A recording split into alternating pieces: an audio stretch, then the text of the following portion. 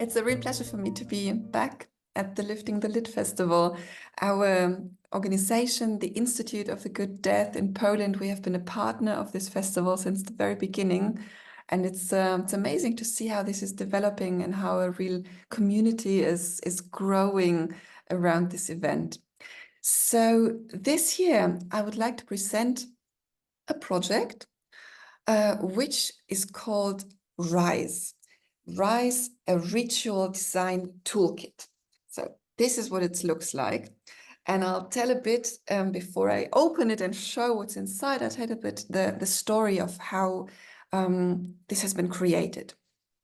So basically, our organization in Poland, the Institute of the Good Death, we are a non-profit organization with the goal to raise awareness and grief literacy and death education in the general public.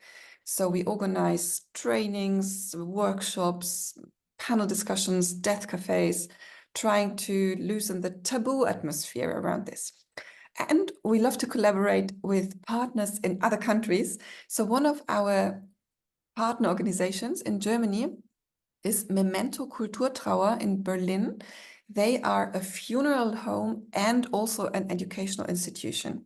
And together with my colleagues Jan and Verena from Germany, we have been organizing ritual design workshops for many, many years now.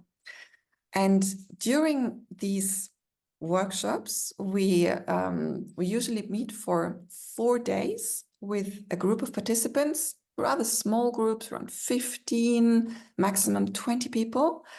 And we not only speak about rituals, but we actually develop rituals together. So it's an experiential learning space that we enter together. And the rituals we work with in this context, they can be like small symbolic rituals that everybody can do for themselves at home, like lighting a candle for a loved one, for example. However, in these workshops, we focus on big rituals, on rites of passage, on ceremonies that are supposed to guide us, humans, from one stage of life that is ending through a transition to a next stage of life.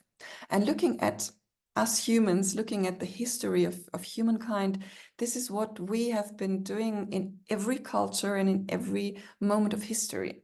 So over the course of a human life, there are periods of more stability, and then there are periods of a lot of change, of transition, of also struggle connected with this, of like a deep transformative moments.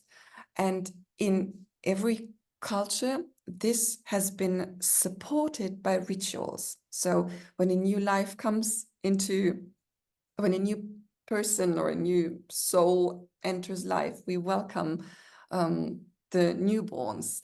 When people enter partnerships, marriages, when there are big anniversaries, we celebrate this in a way. And also when somebody dies, we don't just put the body in a hole and forget about it, but we usually have a ceremony. So funeral ceremonies are the centerpiece of our workshops.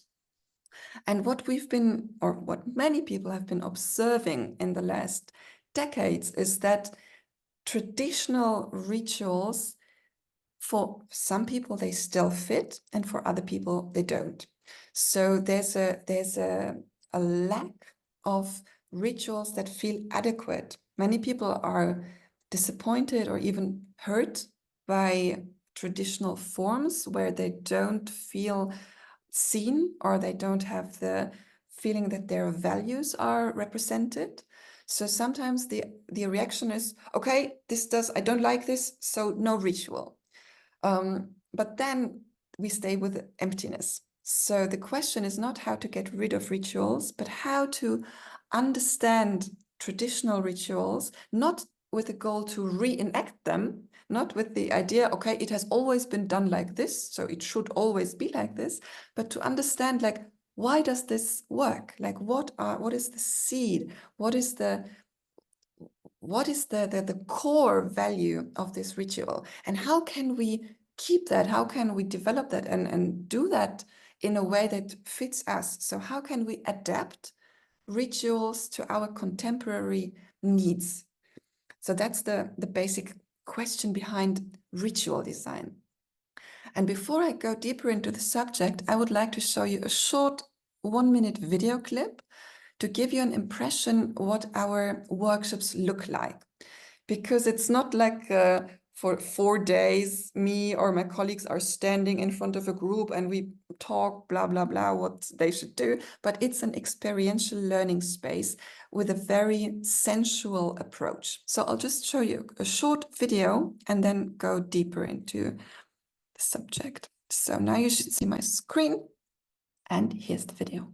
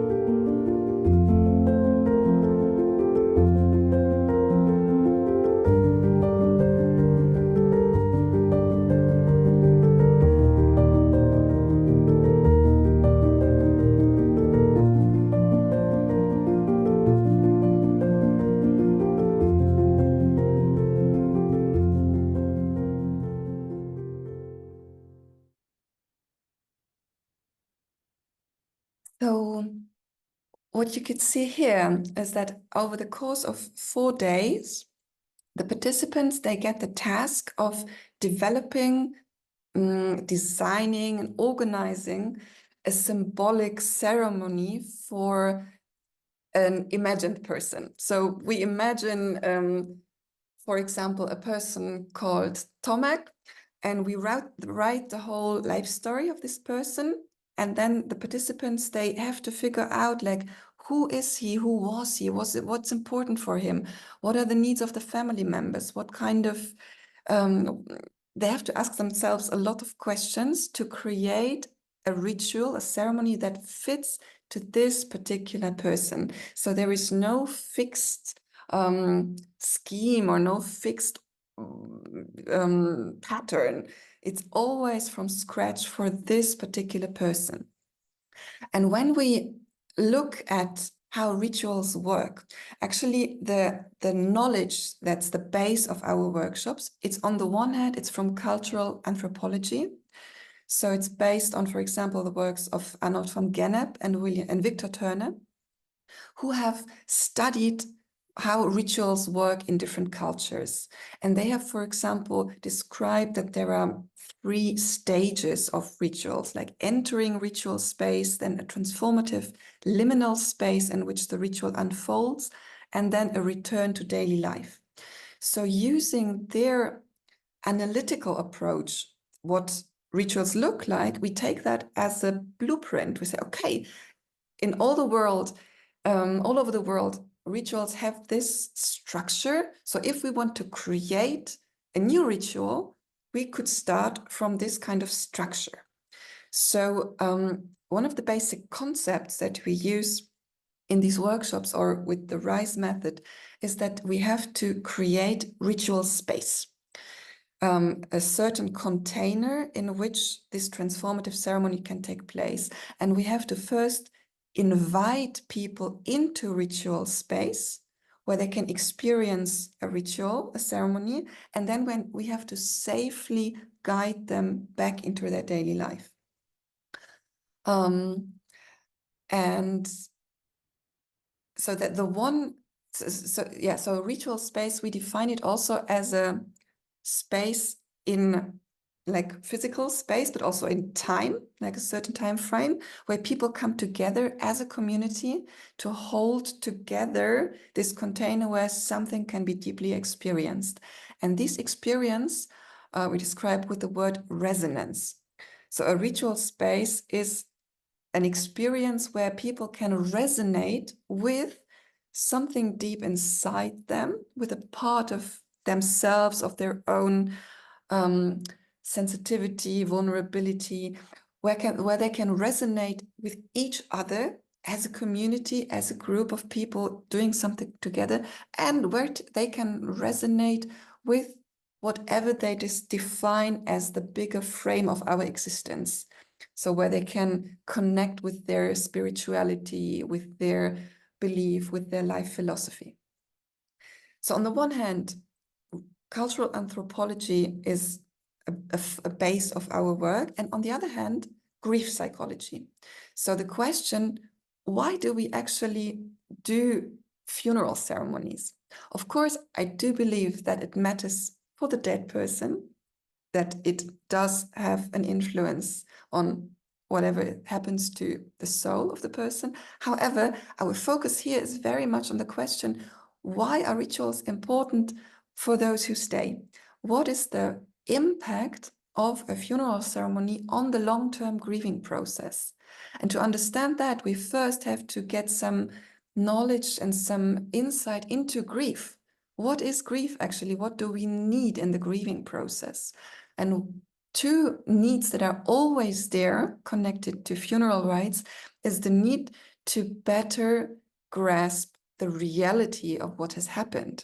Because when a loved one dies, it always feels unreal. It's such a big change that our brain kind of rejects it. We cannot really understand what has happened. So funerals, farewell ceremonies, wakes, like ceremonies during which we can say goodbye to the body, these all help us to better understand, yes, this is real. This is not a nightmare from which I can wake up, but this is reality. And something has been lost, something has gone. And on the other hand, something stays, something remains, because the fact that a person has disappeared from the physical material world does never mean that this person has disappeared from our inner world. Our ancestors, our beloved dead family members and friends, they will always have a space in our inner world, in our heart, in our memory, in our emotions, and so on. So a funeral helps us to both understand the outer reality and keep the continuing bond with the dead and take care of our relationships with them in our inner world. So now I'm already very much in the subject of our ritual design toolkit.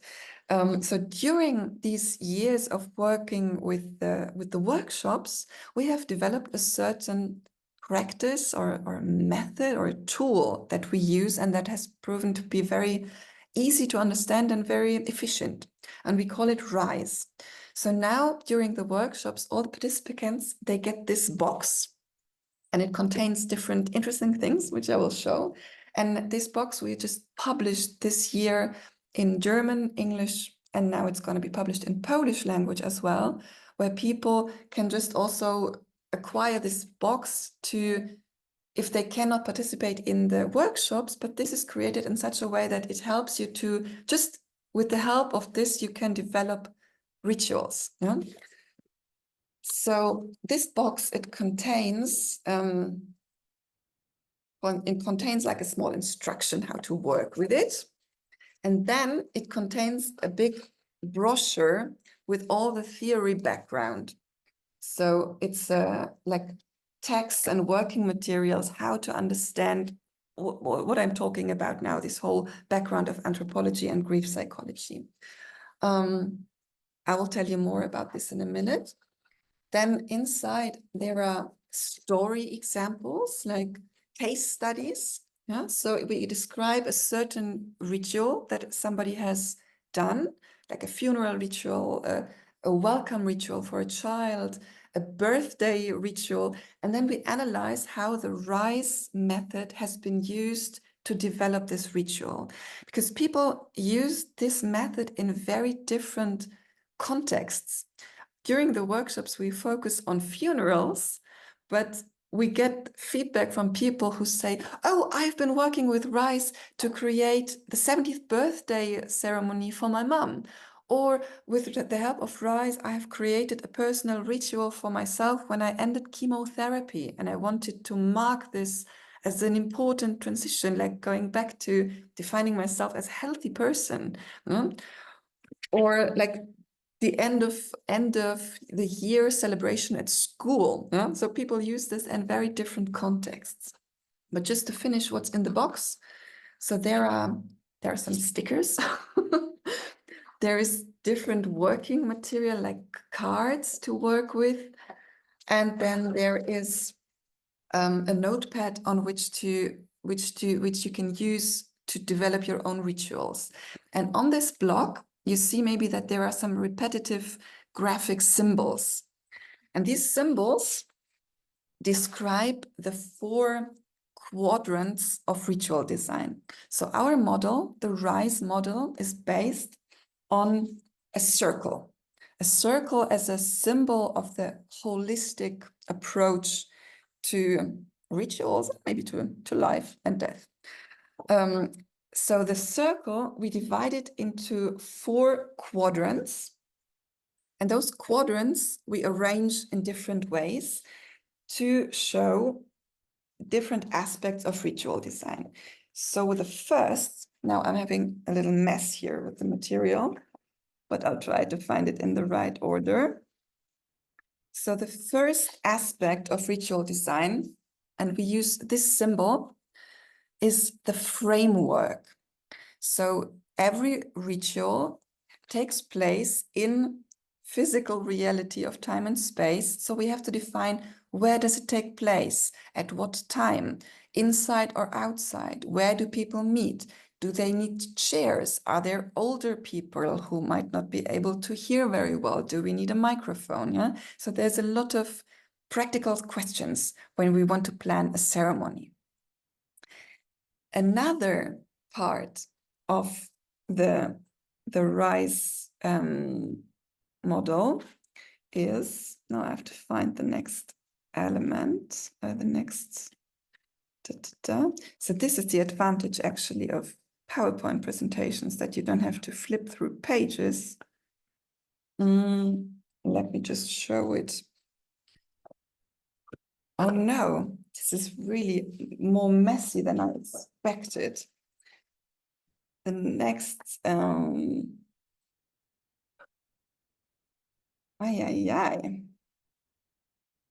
should have put in signs into the booklet. Maybe I'll just do it without the, okay, I'll show it this way. This symbol here, we have arranged the quadrants in the shape of a windmill, like something that turns, because this quadrant of the RISE model is about impulses, about an intention. So every ritual, we do it for a certain purpose. We do it either to welcome somebody in our community or to say goodbye to somebody. And so when we plan, for example, a funeral, we have to ask ourselves, what impulse, what intention do we want to manifest? So and I already spoke about 2 intentions a moment ago when I said that one intention is to better understand the reality of death, and another intention is to awake memories, to help people keep the bond with a dead person, to help people to really experience and feel that the person has left traces in our lives that we can still experience, that still nurture us, that are still valuable for us, and that there will always be something that connects us with this person. So we had the framework, we had the intention, the impulses we want to give. And the next part, it's this graphic symbol. It's like a simple butterfly. and it's about symbols. A lot of, or most rituals use symbols. It's not purely language that is used in a ritual, but we use symbols such as candles, flowers, or something very personal, because the question is not how can we just use candles because everybody uses candles, but what does it actually mean? So a symbol is always an object or a gesture that is connected with a meaning. So if we want to use a flower, then what do we want to tell? Is this about transience, that a flower reminds us of the circle of life? Or is a certain value that this person had in his or her life, is it beauty? And we want to speak about how important beauty was for this person. And that's why we use the flower as a symbol. Or if we organize a funeral for somebody who was a very sporty person and participated in triathlons, then maybe running shoes could be a symbol. Yeah? So this is always something that has to fit to the person. And sometimes symbols can be popular and they are used in many ways by many people, like candles or the symbol of a bridge or the symbol of a flower. But sometimes it makes sense to find a symbol that's very specific for this person and for this occasion. And then the last part, it's this graphic sign. It looks a bit like a tulip, like a flower, and it stands for the different elements of a ritual. And a ceremony usually consists of words spoken by different people. It consists of movement, people going to their place, people sitting down, or people walking from the chapel to the grave. It consists of maybe music, maybe silence, maybe other elements are objects that are used, symbols that are used. Maybe there is a micro ritual. For example, everybody who enters the room lights a candle. And we can find these elements in many traditional settings. So for example, people entering a Catholic church, they all do the same gesture with their hands, and they use the water or they use the candle. So this is something that also, that on the one hand creates safety, but also these are micro rituals that create community, that help you feel that you enter a ritual space where you are together with other people and you are there with the same intention, with the same purpose, with a shared goal. So once we have developed all the ideas, what elements we want to use during a ritual, then we have to, from these elements, create a structure, a dramaturgy. And the key question is how to create a dramaturgy that really makes sense. Because if everybody just enters and then at some point we light a candle and then somebody reads something, it can miss the point. Sometimes when I go to there's now a tendency in Poland that some funeral homes, they try to become more progressive. So sometimes it's all about decoration. So they have a lot of balloons or a lot of, I don't know, decorative elements, but it feels empty because it's not really well designed. It's not very well thought through. So that during the design process of a ritual, we have to constantly look at these different quadrants, at the quadrant of the framework, at the quadrant of the symbols, of the elements and the intention, and they have to enter a dialogue. It has to fit together, and it has to fit in such a way that we guide the community of people through this transition. So we have to ask ourselves, where in the ceremony is the key transition moment? Where is the moment where the status, where the status of somebody changes? So for example, when we look at a wedding ceremony, There's a very clear moment of change of status. Like there are two people who are single, and during the ceremony, there is a moment, like a performative act, after this moment of transition, they are a married couple. And when we look at a funeral, it's a transition of the deceased from being among the living to being embedded into the earth or scattered, in like having the ashes scattered, where the person goes from the realm of the living to the realm of the dead. And for the people who stay, it's a transition of, we have you among us physically. You are not here anymore, really, but your body is still here. And now we hand your body over back to Mother Earth. Yeah? But doing this, we keep the love. Yeah? So there has to be this transition of that the body and the person kind of separate. So we never bury the person, we never say goodbye to the person, but we say goodbye to the body, to the vessel in which this person lived. Yeah? So the elements of the ceremony, they have to be structured in such a way that they prepare people to this moment of transition, to hold them in this difficult moment, and then to safely guide them out of this experience. And what's interesting to me is that in the design process, a lot of different skills are needed, because all these 4 quadrants, they require different attitudes. So for example, when we ask ourselves, what's the intention of the ritual? This is quite an analytical point of view. We ask ourselves, like, what do we want to achieve? Like, we want to guide people from here to there. So what's there? Like, where do we want to go? That's an analytical attitude.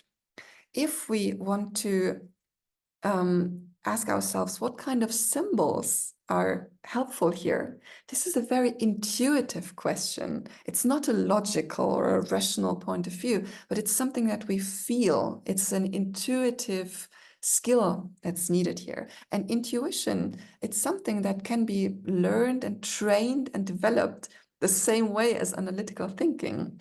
Intuition is something that's in our current culture not really treated as a valuable asset in the world of business and economy.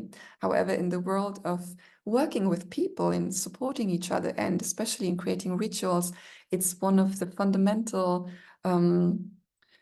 skills we need. So we need this analytical point of view, but also we need the intuitive point of view.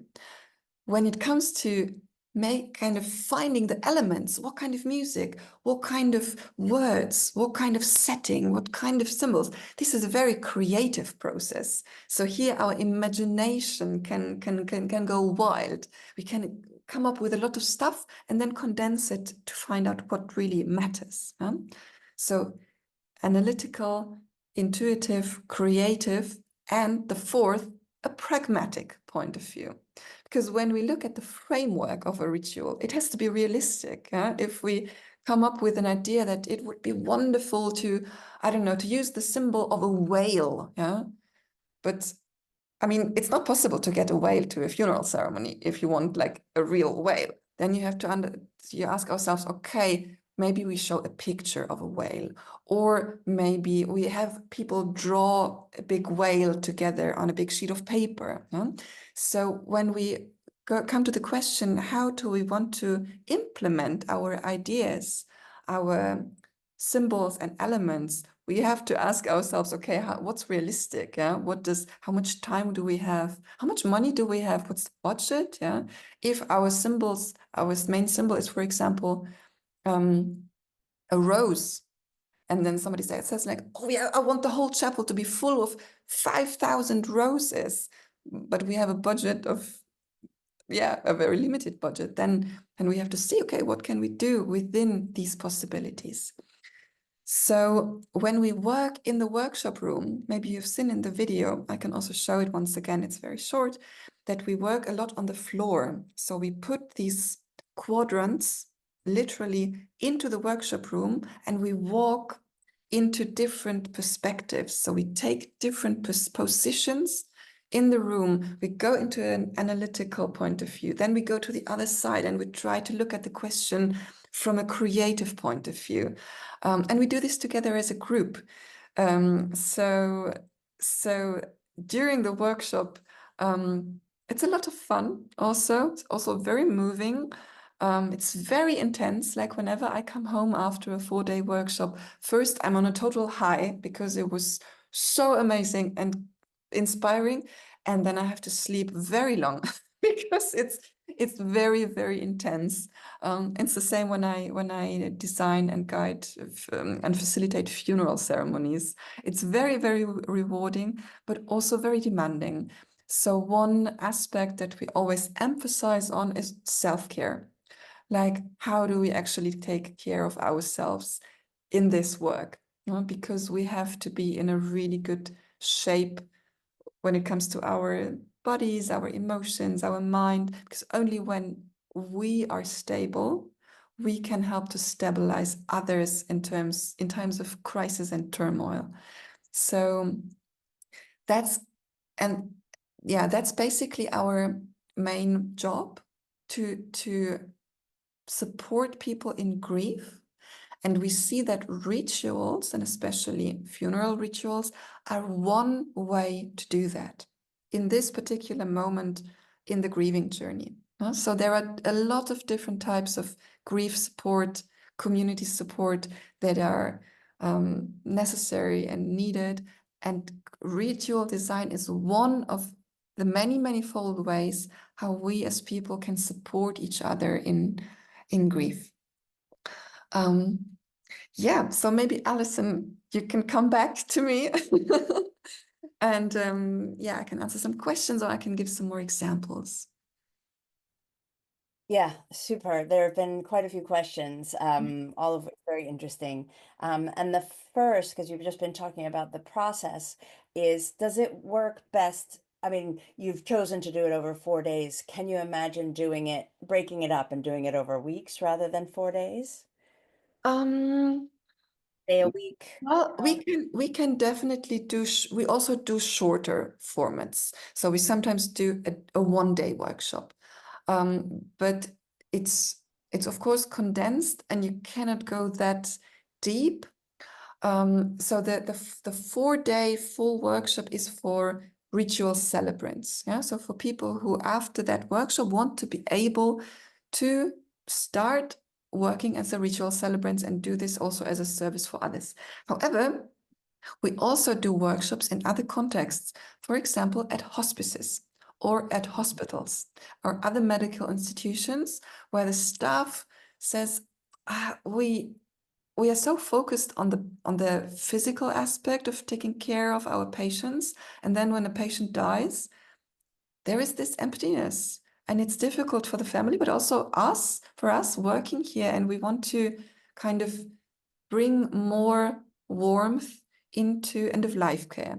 We want to bring more thoughtfulness into what to do in the first hours after the death has occurred. Yeah? So this whole aspect of creating wakes, of creating situations where the living are in the same space, in the same room with the dead person.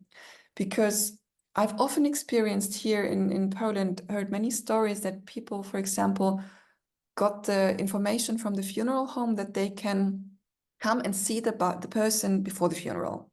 But usually it's just, they go there and somebody tells them, oh, it's in the room over there, you can go inside.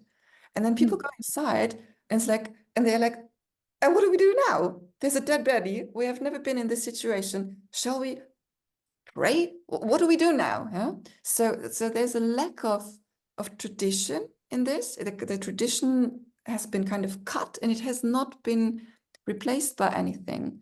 So with the RISE practice, I've also designed already a few times a wake situation, like how to gather with the family and friends and to do a personal ritual together with the dead body. How to do that, and this is what we also teach in like 1-day workshops, for example, for hospices. So what I what I'm actually hoping will happen, or what I'm looking for, is that we will be able to expand our work internationally, that we will find friends and partners in other countries. I love to travel.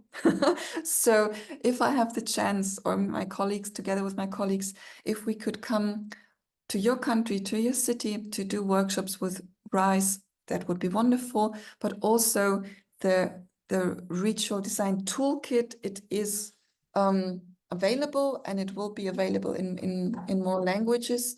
So if anybody of you just wants to kind of dive into this on their own, not necessarily in a workshop, you can just reach out to this. That's what we have made it for, so that, yeah, it's easier, it's more easily accessible. Yeah. How do they do that? The people have asked, how do I get an English version of this box? Yeah, you can write an email to me. I'll write my email here, and it will be on our website soon. It's just about to be printed in Polish, and we have some prototypes in English. And in Germany, it's on a web. It's in a web shop. Yeah, I'll just type this institute. I'll type it at the end. I'll first answer your questions, and then I'll type basically our website right now, it's only in Polish. It's Instytut Dobrej Śmierci, where there's a small English section. And yeah, for now, you have to reach out to me directly via our website or via Instagram. And I'll send you links where you can acquire the kit.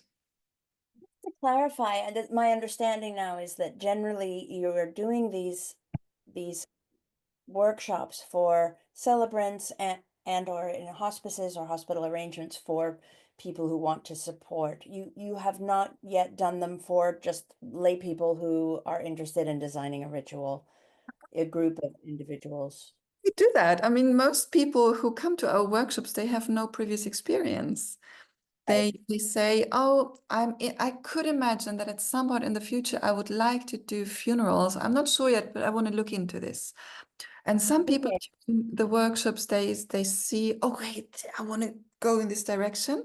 And some people figure out, okay, it's not for me, but I can use the RISE practice, for example, in my work as a teacher, when I have to design, or I want to design, how we celebrate the end of the school year, so that it's not like a boring event, but that it is like a ceremony that involves all our senses and is a real experience that people go through, and not something that they watch.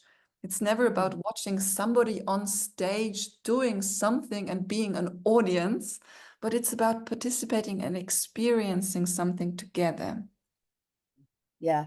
Oh, that's very interesting. It just has me thinking about um, how things tend to blur. Like an end of year party you're like, was that year or was that year? Because they might be very similar rather than having symbols that related to your class or something.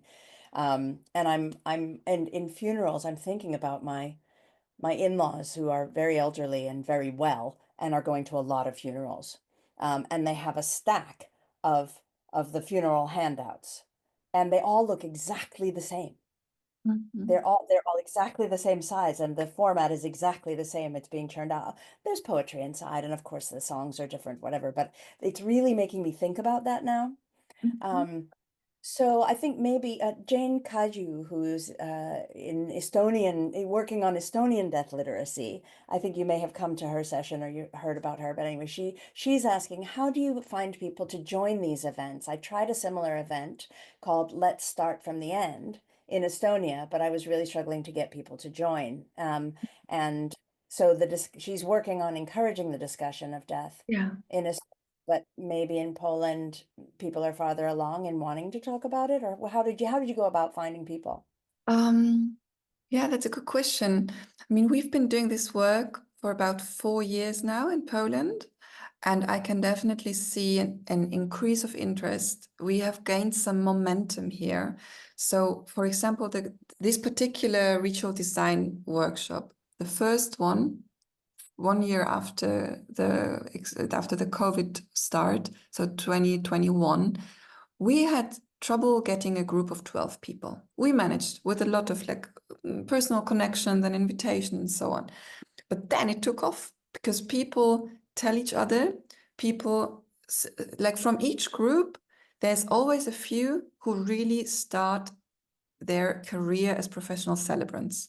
And then they do ceremonies, people attend these ceremonies, they're kind of blown away and they say, I had no idea that a funeral can be beautiful. I had no idea that it's possible to do it like that. They tell their friends, they write down the name. When then somebody from their family dies, they call. So it's been a few years of working from scratch, but now I can really feel that we're getting momentum here.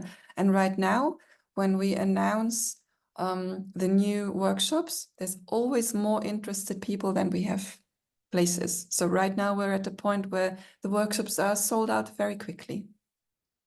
Yeah, I think it's often the case that at the initial workshop, you kind of have to see it as an investment and invite people to come in because you need feedback, you need testimonials, right? Yeah. You need to see something also for you. You know, these Yeah. are in a way these are guinea pigs, you know, so but we do have to, you know, as people who are trying to teach, we have to get people bums on seats or feet on floor or whatever it is. Yeah, Yeah. So it really, I feel that, or I observe that our work deeply resonates with conscious or subconscious needs of the collective. Because at the beginning of the work of our institute, for example, journalists, they approached us only in November, around the 1st of November, which is an important holiday here, the Day of the Dead. And now we get requests in every month of the year. There's a much more bigger openness. More people are coming to our events. Hospitals start inviting us to trainings for their staff. And 3 years ago, I would have thought that's impossible.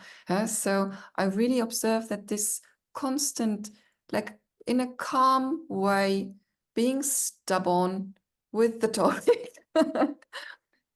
It works. I mean, it might be slowly. Actually, it's going much faster than I was anticipating. what has it meant for you then, 4 years ago and now, between that 4 years ago and now, have you found a shift in yourself in any way that you might not have expected? Oh, that's a nice question. But I feel that I'm constantly growing in my job and also as a person. Um, in a funny way, since I've started working with the subject of death and grief, I feel much more alive. I have much more gratitude and joy and silliness in my life. I think in my previous job, I used to be like really tense and serious um, and being close to the subject of death, it just puts things into perspective. So that's something I experience on a daily basis, more or less. And working with rituals, I just see how magical that is. And I'm not talking about like pushing rituals in an esoteric corner, but rituals as a very powerful tool that talks to subconscious levels of our psyche.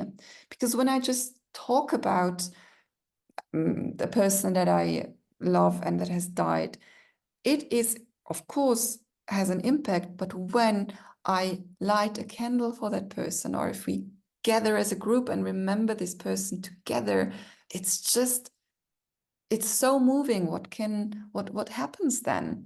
So yeah, working with rituals is one of the most rewarding parts of my work. And I can actually give a small example of one ritual that I designed, which is not connected to funerals at all, but it's connected to another transition, because this year I turned 40.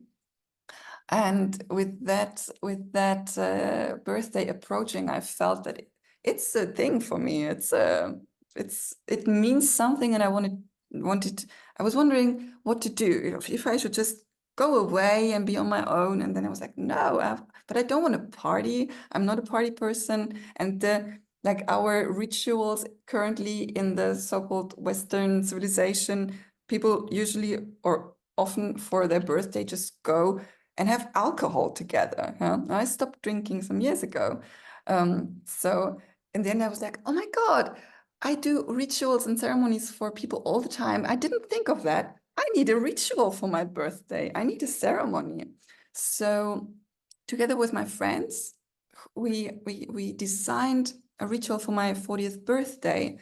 And it had many elements, but one of the elements was that I invited about 25 people. And at the beginning, we asked them to stand in a circle and to have on my left side the person who knows me the longest. And then next to her, the person that knows me shorter, until at my right side, there's the person who knows me shortest. So looking at that circle was just incredible because I saw kind of my life story in the faces of these people. And then they all spoke out a good wish or an intention for me and put symbolically like a ribbon on a branch. So there was this little art piece, kind of dream catcher with these good wishes for me. And then the two branches were put up as a gate. And on the one hand, on the one side of the gate were all my friends who were not 40 yet. And on the other side of the gate were all my friends who were over 40. And then so there was a very clear transition, a symbolic transition that I had to walk through the gate. And then my friend Kasha, she played on the accordion. And I said goodbye to all my friends who are not 40 yet. Half of them started crying. Then I went through the gate and I was cheerfully welcomed by my friends who are on the other side. And then we had cake and we danced and we laughed. And it was beautiful. It was very moving, and this is this particular magic of ritual space, that it's kind of outside of normal life. Like as a community, we enter this area it's just different. We have this heightened resonance for each other, for ourselves. That's for me, to me that's magic, actually, what happens there. And it basically helped me to turn 40. Like I'm happily 40. It was a symbolic act that helped me enter a new life stage. And that's what rites of transitions are about. Yeah. Rites of Yeah. passage.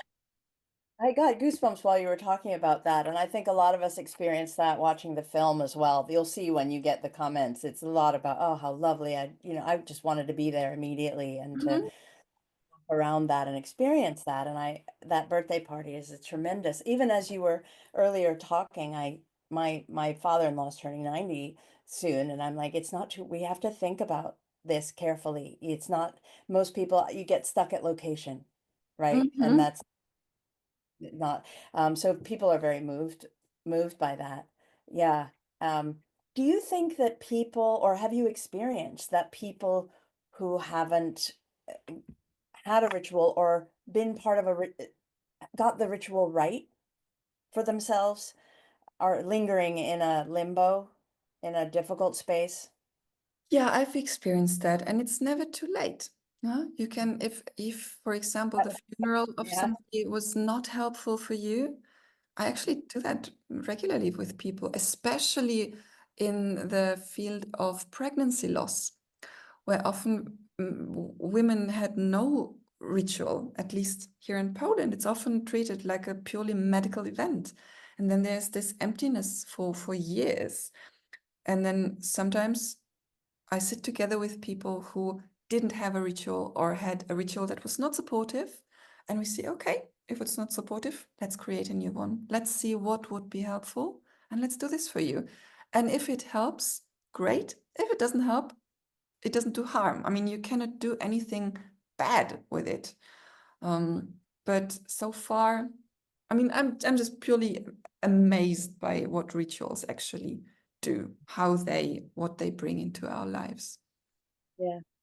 Another question just came up. How do you consider the digital element in rituals? For example, digital connectivity with people at a distance or wholly in the digital sphere in a ritual?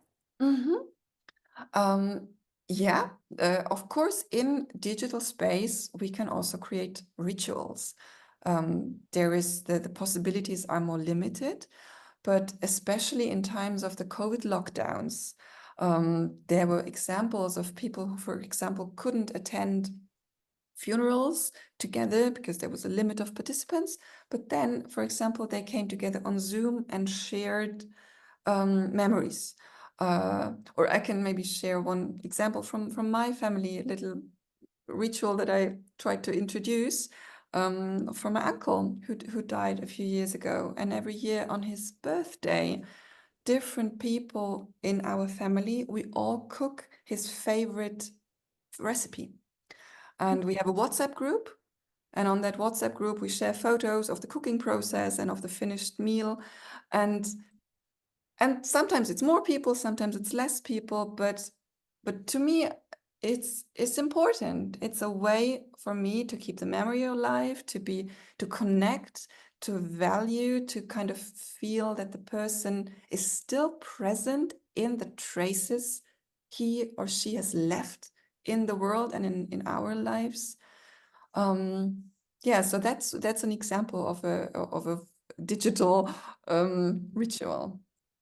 Yeah, it brings to mind how in the initial days of the lockdowns, the trying to keep a funeral looking like it used to look with hardly anybody there and people just being able to see it was Mm. very painful, rather than using the opportunities of the digital connectivity to make it feel like you were there.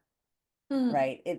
And I had the opportunity to attend a funeral in Western Canada from here in England that really felt like we were in the place together. They really made it felt, but seeing how cold, that trying to keep a funeral like it was without the, like you said, the symbols or the creativity or the ability to resonate together. Yeah. That was very painful, wasn't it? We are have to wrap up now, I'm afraid. Oh dear. But you will, fortunately, Anja has given us her email address. There was a question about have you created any rituals for someone's pet? Maybe that you can take that one offline. You have? Mhm. You have. Yeah, of course. Of It course, it's doesn't fantastic. matter if it's a pet or a human. We're Yeah, all souls. right. Right, exactly.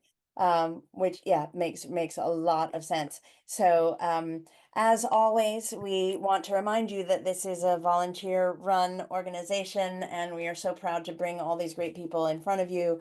But it's basically a one woman with minions show, and we need funds. And so, if you can please think about offering funds via our GoFundMe page. Also, you can get these really great t-shirts. We have mugs, various different designs that lead to wonderful conversation. So I hope that this will be worn in Poland, this will be worn in Estonia, this will be worn here and there. Everybody is thanking you